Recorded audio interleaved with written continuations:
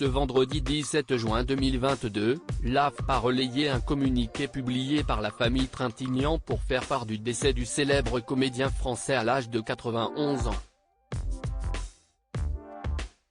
Il est mort paisiblement, de vieillesse, ce matin, chez lui, dans le Gard, entouré de ses proches, y est-il précisé.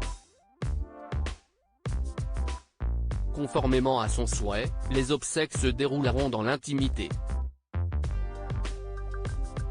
En l'absence de funérailles nationales, les hommages affluent de toutes parts. Alain Delon, bouleversé, pleure ainsi la mort d'un autre frère après la disparition de son camarade Jean-Paul Belmondo le 6 septembre dernier. Le cinéaste Claude Lelouch, lui, se souvient d'un homme remarquable.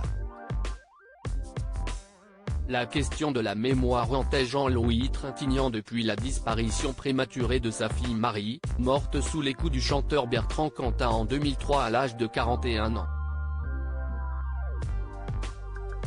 Un événement tragique dont le comédien ne s'était toujours pas remis 15 ans plus tard. Dans le livre À la vie, à la mort de Catherine Sellac, Jean-Louis Trintignant tenait des propos glaçants: « Je suis mort le 1er août 2003, le jour où Marie est morte. À l'intérieur de moi, tout est détruit. » Une phrase sinistre prononcée alors qu'il luttait de toutes ses forces contre un cancer de la prostate. Rongé par le remords, le comédien octogénaire s'exprimait à cœur ouvert. Pourquoi Jean-Louis Trintignant se sentait coupable de la mort de sa fille? Jean-Louis Trintignant se livrait à une confession bouleversante face à Catherine Sellac.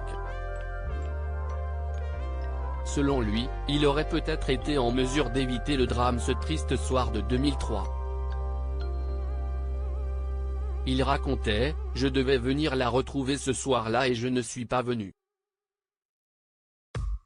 C'était un grand voyage en voiture, 4 ou 5 jours.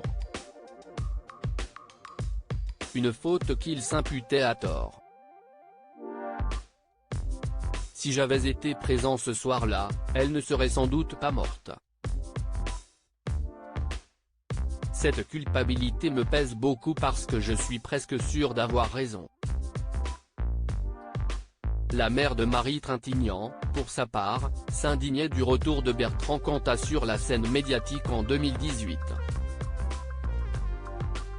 Toutes nos pensées vont aujourd'hui à la famille Trintignant, aujourd'hui de nouveau en deuil.